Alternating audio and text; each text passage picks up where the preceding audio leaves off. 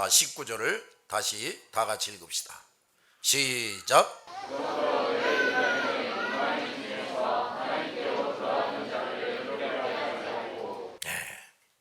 내 의견에는 이 부분을 더 잘 번역하면 내가 판단하기로는 입니다.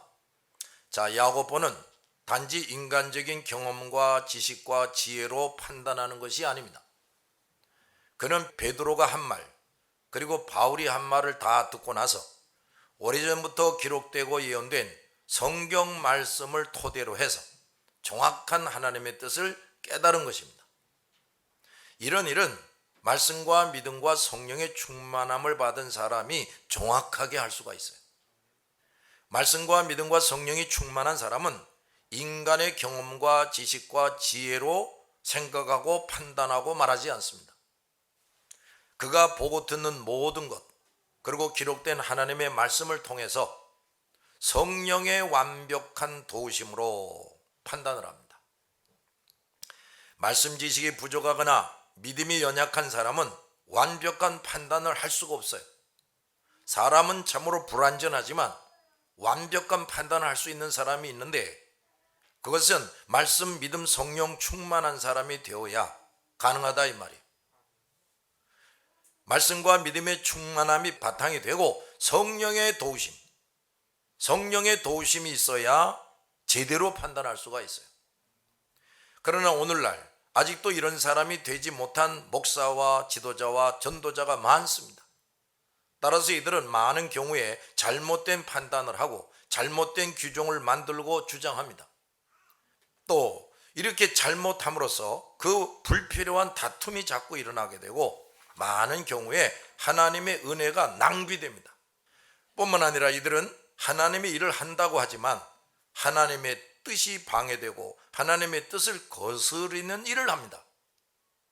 우리 모든 목사들과 일꾼들은 말씀과 믿음과 성령의 충만함을 반드시 받아야 돼.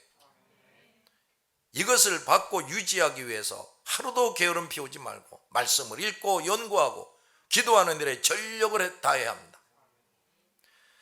이방인 중에서 하나님께 돌아오는 자들을 괴롭게 하지 말자 그랬습니다. 자, 야고보는 하나님께서 하시는 거룩한 일 앞에서 어렵게 하나님께 돌아온 이방인들에게 어려움을 겪게 하거나 실망하게 하는 일이 없도록 조심해야 함을 깨우치고 있습니다. 엉뚱한 짐, 쓸데없는 짐을 이방인에게 지워서 하나님께 돌아온 자들을 괴롭게 하는 일은 무서운 범죄라고 강력하게 경고하고 있는 것입니다. 만약 그런 일을 한다면 그것이야말로 사탄이 원하는 일을 하는 것이고 사탄의 도구가 되는 겁니다. 그러므로 우리는 복음을 정확하게 알고 깨달아서 복음에 조금이라도 가감하는 일이 없도록 참으로 조심해야 됩니다. 그리고 복음을 정직하고 담대하게 언제 어디서나 증거해야 됩니다. 이런 일들을 잘하기 위해서 반드시 필요한 것이 뭐냐? 말씀과 믿음과 성령의 충만함이라 이 말이에요. 20절을 봅시다. 시작.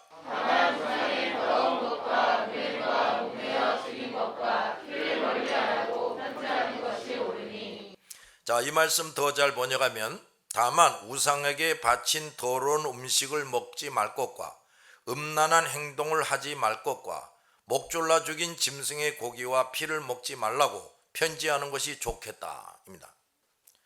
예루살렘 교회 회의에서 이방인 그리스도인들에게 권면할 세 가지 사항을 결정했습니다.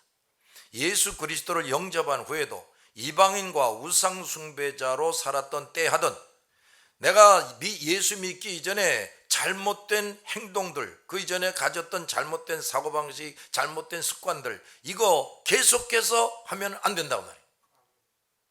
여전히 부패하고 타락한 영혼이요, 그러한 습관들이 남아 있는 사람이 되면 안 된다 이 말이에요.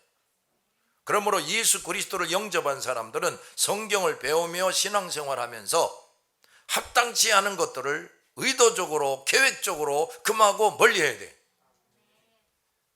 예수 그리스도를 확실히 영접하면 성령께서 그 영혼 속에 들어오세요. 예수를 확실히 믿으면 성령이 그 속에 들어옵니다. 이게 성령 세례라는 거예요. 그 성령께서 끊임없이 하나님의 말씀을 읽고 배우게 하고 깨달아 알게 하십니다.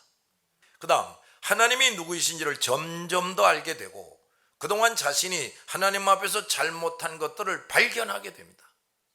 따라서 그러한 것 하나하나를 회개하고 고치게 돼요. 이렇게 심령이 근본적으로 치유되어져 가고 점점 거룩해지는 겁니다. 예루살렘 교회가 이방인 그리스도인들에게 권면할 세 가지가 뭐냐? 첫째, 우상에게 바친 더러운 음식을 먹지 말 것이다 하는 겁니다. 이것은 우상숭배의 예식에 참여하거나 우상숭배자들과 사귀지 말라고 경고하는 것입니다. 거기에 참여하면 우상들에게 희생을 드리는 예식이 있고 그것에 동참하지 않을 수가 없어요.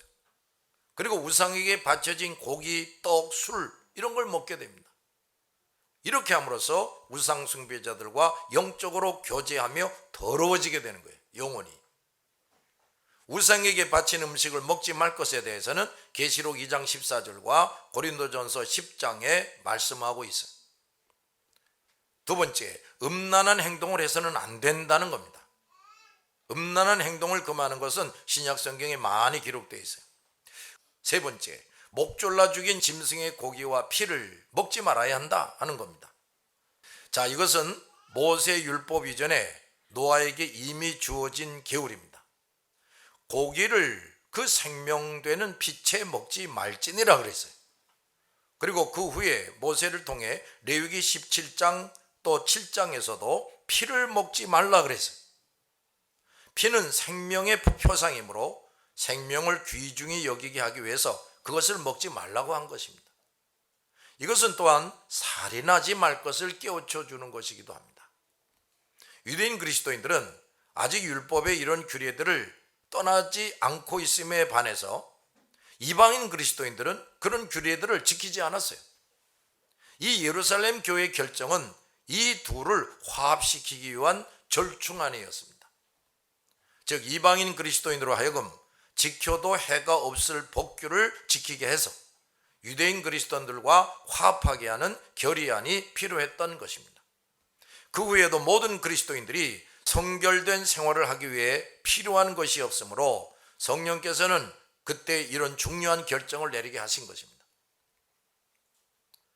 자, 21절 시작. 이는 예로부터 각 성에서 모세를 전하는 자가 있어 안식일마다 회당에서 그 글을 읽으라 하더라.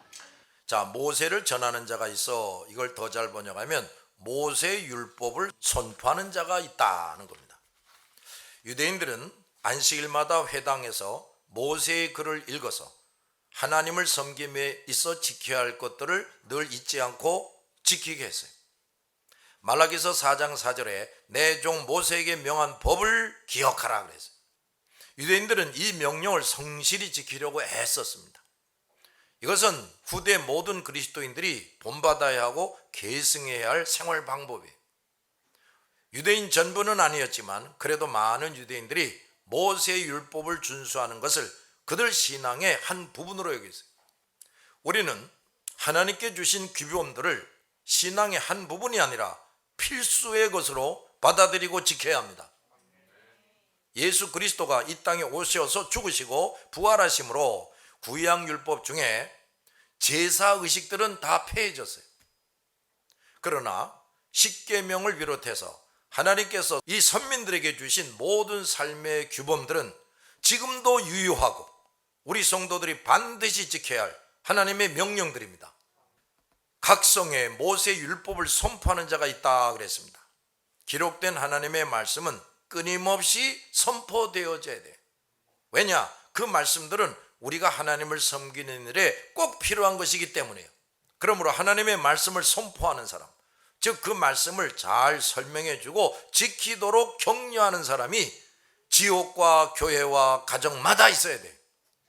성도들은 말씀을 이해하고 삶에 잘 적용하는 데에 도움을 주는 유능한 사역자가 필요합니다. 모든 성도들은 내 뒤에 예수 그리스도를 믿고 교회 안에 들어온 사람들에게 이런 일을 잘할 수 있는 또 사역자가 되어야 돼요. 22절 시작. 이에 사도와 장로와 온 교회가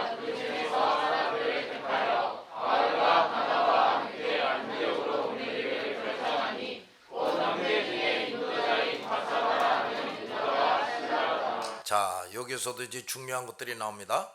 이제 이 회의에서 안디옥 교회로 편지를 발송하기로 결정을 했어요. 이 편지는 회람서신이라는 겁니다. 이게 무슨 소리냐면 안디옥 교회뿐만 아니라 다른 교회들도 이게 전달되면서 읽게 하는 것이라 이 말이지. 이 편지는 이방인 그리스도인들이 할례를 받아야 구원받는다고 말하는 거짓 교사에게 속지 않고 그들에게 저항할 수 있는 강력한 근거가 됩니다. 교회는 이 귀한 사명을 갖고 파송될 대표자를 선택하여 바울과 바나바와 함께 가게 합니다. 이것은 그 편지를 받는 사람들로 하여금 그 편지가 가장 믿을 만한 것임을 깨닫게 하기 위함이었어요. 즉 예루살렘 교회의 결정은 예루살렘 교회에 있는 모든 교회의 감독인 사도들과 장로들뿐 아니라 당시 최고의 전도자요 하나님의 사람인 바울과 바나바가 함께 내린 결정임을 보여주는 것입니다. 이때 예루살렘 교회에서 대표로 뽑은 사람들은 유다와 실라였어요. 본문에 형제 중에 인도자라 이 부분을 더 잘 번역하면 지도자입니다. 형제 중에 지도자. 이들은 예루살렘 교회에 있는 탁월한 지도자들이었어요. 하나님께 특별한 은총을 받은 사람들이었어요. 중대한 의논을 하고 결정하는 일은 이렇게 하나님께 특별한 은총과 은혜를 받은 사람들, 교회 안에서 탁월한 지도자들, 즉 말씀, 믿음, 성령 충만한 사람들이 함께해야 합니다. 하나님의 특별한 은총과 은혜를 받지 못한 사람들, 교회에서 지도자로 인정받을 수 없는 사람들, 말씀과 믿음과 성령 충만이 없는 사람들은 많은 경우에 성령의 인도와 상관없이 모이고 결정하게 됩니다.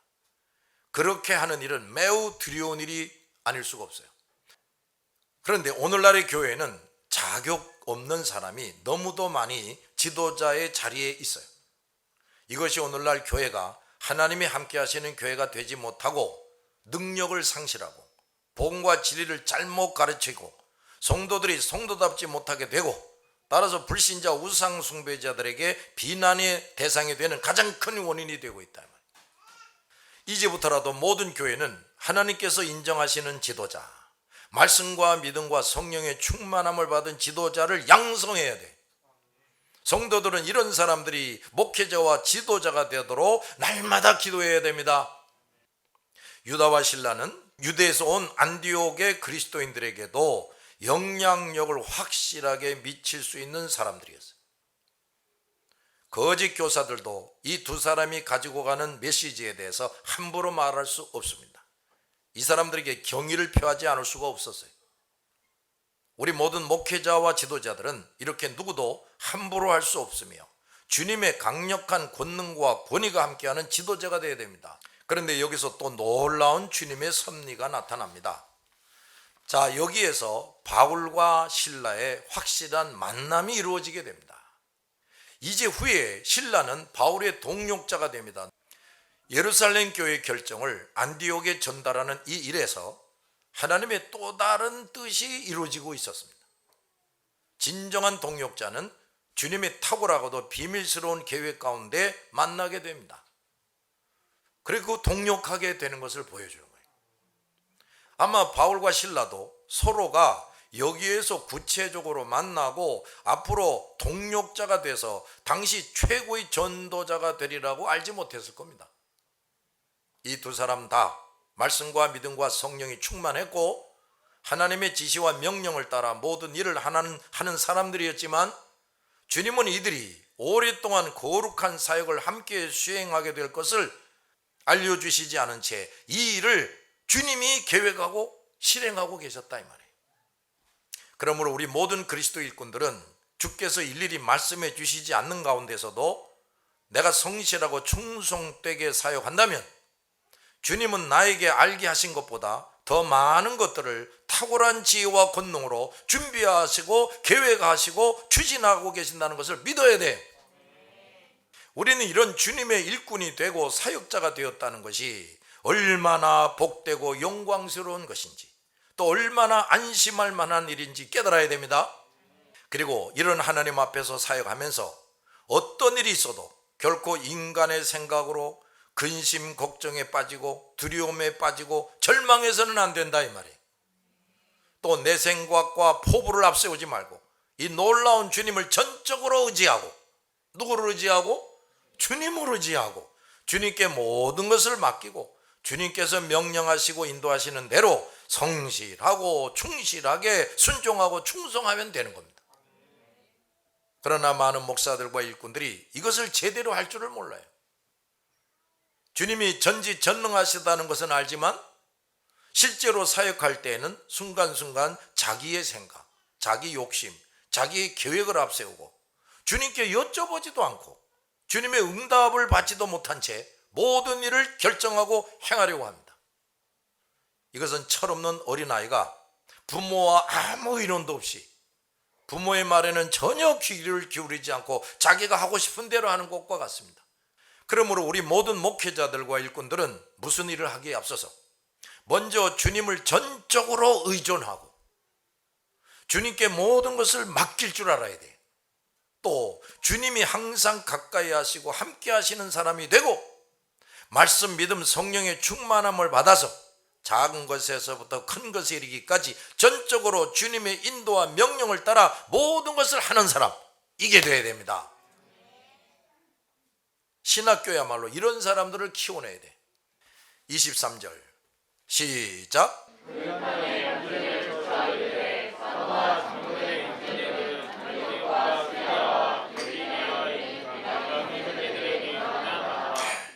이 23절부터 29절까지는 편지의 내용이 기록되어 있습니다. 편지는 사도와 장로된 형제들은 하고 시작합니다. 사도와 장로들을 형제라고 칭하고 있어요. 그리고 이방인 형제들에게 문안한다 그랬어요. 사도와 장로들 또 이방인 그리스도인들을 모두 형제라고 칭하고 있어요. 이것은 이제 이방인 그리스도인들도 형제의 자격을 받아서 사도와 장로들 못지않게 예수 그리스도를 머리로 한 교회의 지체가 되었음을 강조하는 겁니다. 참으로 영광스러운 일이 아닐 수가 없어요. 자, 24절 시작. 우리 가운데서 어떤 사람들이 우리의 지식 없이 나가서 발로 너희를 괴롭게 하고 마음을 편하게 하겠다 하고. 이걸 더 잘 번역하면 다시 시작. 그런데 우리 가운데서 어떤 사람들이 너희에게 가서 우리가 지지도 않는 말을 해서 너희를 혼란에 빠뜨리고 마음을 아프게 했다는 소식을 듣었다. 자, 여기서 편지는 먼저 두 가지를 확실하게 밝히고 있습니다. 첫째, 우리 가운데서, 그러니까 예루살렘 교회 가운데서 이방인 그리스도인들에게 나가서 우리가 시키지도 않은 말을 했다 그랬는데, 이 말은 저들이 사도들에 의해서 보냄과 후원을 받고 있는 것처럼 하면서 자기네들이 사도에 의해서 파송이 됐다는 것처럼 가정하면서 할례를 받아야만 구원 얻는다 하고 말했다. 그런데 그것은 거짓말이라 이거지. 두 번째, 그들의 주장은 헛되고 교회와 복음과 신앙을 해하는 것이다 하고 단정짓니다. 우리가 시키지도 않은 말을 해서 너희를 혼란에 빠뜨리고 마음을 아프게 했다는 말이 바로 그겁니다. 그들은 주께서 인정하시고 세우신 사도들과 장로들의 가르침을 순순히 받아들이고 믿지 않는 자들이었어요. 더욱이 이미 할례에 대해서는 수사도 베드로가 그리스도께서 확실하게 내려주신 결론을 분명히 다 들었어요. 또 이미 이방 전도는 할례와 상관없이 오직 예수 그리스도를 믿기만 하면 구원받는다 하는 것이 확실시되었다 이 말이에요. 그런데 이 사람들은 아직도 그것을 부정하고 있는 거예요. 그리고 못 믿겠다 이러는 겁니다. 또 이 교회 저 교회를 찾아다니면서 이 주님의 거룩한 뜻과 명령을 정면으로 반대하고 부정하고 방해했습니다. 그들은 결코 진정한 그리스도인이 아니고 거짓 교사들이고 악한 종들이었습니다. 그들은 복음 자체를 부정하는 자들이었어요. 그리고 복음 전파를 방해하고 복음으로 세워진 교회, 즉 예수 그리스도의 피 은총으로 그리스도를 믿고 구원받은 성도들의 거룩한 구속을 부정하고 그 성도들을 혼란케 하고 그 영혼을 아프게 하는 자들이었다 이 말이에요. 그들은 이 편지에 의해 더 이상 안디옥 교회를 비롯한 다른 교회에 발붙일 수가 없게 됐습니다. 그러나 그들과 그들을 따르는 자들은 회개하지 않았어요. 그 외에도 바울의 뒤를 따라다니며 계속해서 그 악한 짓을 합니다. 이로써 그들은 사탄의 종들임을 스스로 끊임없이 증명했어요. 그들은 성령을 회방하는 죄, 바로 그런 것들이 성령을 회방하는 죄란 말이지, 영원히 용서받을 수 없고 멸망을 당하게 되는 겁니다. 지금도 이런 자들은 계속 일어나고 있어요. 한때 세상을 떠들썩하게 하고 복음을 대적하고 방해하는 자가 죽어서, 근데 또 이어서 그런 자들이 또 나타납니다. 사탄이 끊임없이 이런 악한 종들, 거짓 종들을 생산하고 나타나게 하는 거예요. 예루살렘 교회 지도자들과 두 사도는 그 유대인들이 교회와 복음과 전혀 상관없는 자들임을 밝힘으로써 그들과의 관계를 확실하게 끊었어요. 진리와 신앙에 입각한 진리, 책벌, 이것은 이렇게 확실하고 단호하게 해야 됩니다. 오늘날은 진리 자체도 어설프게 들어갑니다. 죄인의 죄과에 대해서 잘못을 확실히 규정한 다음에 그에 상응한 벌을 내려야 하고, 그 다음에는 어느 성도도 그 벌 내린 것에 대해서 이의를 제기해서는 안 됩니다. 딴소리 하면 안 돼. 뒤에서 노예나 총회에서 재판 후에 곧바로 어떤 자들이 이의를 제기해서 재판을 무효화시키고 변경하는 일들이 종종 있는데, 그런 행위는 아주 교만하고 악한 것입니다. 왜냐하면 그리스도께서 재판하게 하셨고 말씀에 입각해서 교회가 재판한 것을 몇몇 사람들이 무효화시키고 변경시켰기 때문에 이런 사람들은 반드시 주님께 책망과 벌을 받게 됩니다.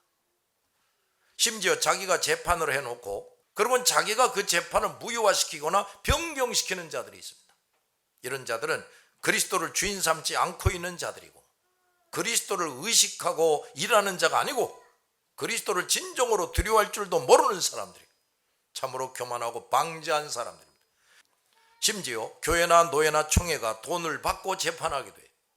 이렇게 해서 재판이 아닌 재판을 합니다. 악을 선이라고 하고 선을 악이라고 하고 또 선과 악을 뒤섞어서 판결하게 돼. 이런 자들은 주님이 교회에 주신 징벌권과 그 권위를 짓밟고 욕되게 하는 자들입니다. 이런 자들은 가장 질이 나쁜 아주 악한 죄인들이에요. 또 교회의 진정한 재판과 결정에 불복해서 계속 저항을 하고 교회를 혼란하게 하고 교회에 해를 끼치는 자들이 있습니다. 뿐만 아니라 세상 법정으로 끌고 가서 불신자 우상 숭배자인 재판관 앞에서 호소하는 자들이 있어요. 이것은 하나님의 영광과 교회와 진리의 영예를 적극적으로 욕되게 하고 가리는 일입니다. 이런 일이 아주 빈번하게 일어나고 있어요. 자, 이렇게 엉뚱한 일이 자꾸 벌어지니까 교회 질서가 무너지고 교회의 권위, 교회의 지도력이 상실이 되는 겁니다. 그러므로 성령은 떠나갑니다. 오늘날 성령이 떠나간 교회, 노예, 총회가 자꾸 생겨나고 있어요. 이렇게 되면 노예나 총회나 교단이 존재의 의미가 없어요. 오히려 끊임없이 하나님과 진리와 신앙과 교회에 해를 끼치게 됩니다. 쓸데없는 법을 자꾸 만들고. 예루살렘 교회는 그 유대인들과 그들의 주장이 이렇게 잘못되고 악한 것임을 확실하게 드러내고 강하게 책망했습니다. 그러나 현대교회는 이런 일이 거의 다 사라지고 있어요. 거짓 종들이 교회 안에 버젓이 존재하고 오히려 이들이 점점 득세하고 교회나 총회에서 설치고 거대한 교회 아닌 교회를 만들고 있는데, 이런 자들을 분별하지 못하고 오히려 그들과 함께하고 타협하고 그들의 힘을 입어서 무엇을 도모하려고 해요. 많은 교회 지도자들이 이런 거짓 종들을 두둔하고 칭송하며 도무지 책망하지 않고 다스리지 못해요. 그런데 소수의 사람들이 이 거짓 종들의 정체를 알아서 그들을 책망하고 다스리자고 주장하면 대부분의 교회 지도자들이 그것을 받아들이지 않습니다. 이 거짓 종들이 대접을 잘 해주고 돈 봉투 하나 주면 그들이 누구인지 무슨 짓을 하고 있는지도 그저 모른 척 해버려요. 또 알았어도 그들을 변호하고 옹호해주며 그들과 계속 함께하고 하나님의 일을 한다고 합니다. 무슨 기독교 연합단체를 또 만든다, 키운다, 하나 되게 한다고 하면서 요란 법석을 떱니다. 그들은 다 똑같은 자들이에요. 이런 지도자들은 거짓 정도를 분별할 수 있는 능력과 분별력이 없어요. 그만큼 그들은 말씀을 제대로 보고 깨달을 수 없는 사람들입니다. 따라서 그들은 말씀을 기록된 그대로 믿지 않아요. 안 믿습니다. 그리고 그들은 하나님을 조금도 두려워할 줄을 모릅니다. 그만큼 이 사람들의 영혼은 심히 어둡고 잠자고 병들어 있는 것입니다. 이들은 말씀과 믿음과 성령의 충만함과는 거리가 먼 사람들이고, 성령의 감화와 감동으로, 성령의 세심한 인도로 일하는 자들이 전혀 아닙니다. 자기가 교회의 주인이고 자기의 철학과 욕심으로 목회를 합니다. 오늘날 이런 거짓 종들이 점점 많아지고 있어요. 이들 중에 진심으로 회개하고 용서받는 자가 있기를 바랍니다. 그러나 그 결정은 주님만이 내리십니다. 우리는 결코 이렇게 분별력이 없고 지 멋대로 하고 하나님을 조금 더 두려워할 줄 모르는 자들에게 속거나 휩쓸리지 말아야 돼. 이들과 멍해를 함께 하지 말아야 됩니다. 이런 거짓 종들을 만나게 되면 예루살렘 교회와 두 사도들이 한 것처럼 그들을 엄히 책망해야 돼. 모든 목사와 교회 지도자들과 성도들은 이런 거짓 종들을 분별하는 능력을 회복해야 됩니다. 목사와 지도자들부터 진정 그리스도를 주인 삼는 자가 되어야 되고, 성령의 세심한 인도를 받는 사람이 되어야 합니다. 무엇보다도 먼저 자신과 삶이 변화되어져야 돼. 참으로 하나님을 두려워할 줄 아는 사람이 되어야 하고, 진정으로 겸손하고 정직한 자가 되어야 됩니다. 그렇게 된 다음에 부르짖어서 말씀과 믿음과 성령 충만한 사람이 되어야 됩니다. 이런 것이 없이는 결코 교회다운 교회가 될 수가 없고 하나가 될 수가 없어요. 뿐만 아니라 그리스도의 뜻대로 일할 수 없고 그리스도의 능력을 힘입을 수가 없어요. 교회가 무능력해지게 되는 겁니다. 무지무능하고 아무 것일도 못하고 오히려 하나님의 영광을 가리고 전도의 문을 가로막는 이런 교회가 될 수밖에 없어요. 뿐만 아니라 성령의 세심한 인도와 능력을 힘입어 일하지 못하니까 어떻게 하느냐? 사람의 수나 돈으로 의지하게 돼. 사람의 수나 돈으로 모든 것을 하려는 자가 교회나 노예나 총회에서 우두머리 노릇을 하고 모든 것을 지배하다시피 하고 그들 뜻대로 모든 것이 되어 갈 수밖에 없게 되는 겁니다. 그리스도의 뜻과 진리에서 거리가 점점 멀어지게 됩니다. 오늘날 이렇게 돼가고 있어요. 이렇게 하여 총체적으로 크게 범죄하는 일이 꼬리에 꼬리를 물고 일어나게 됩니다. 기도합시다.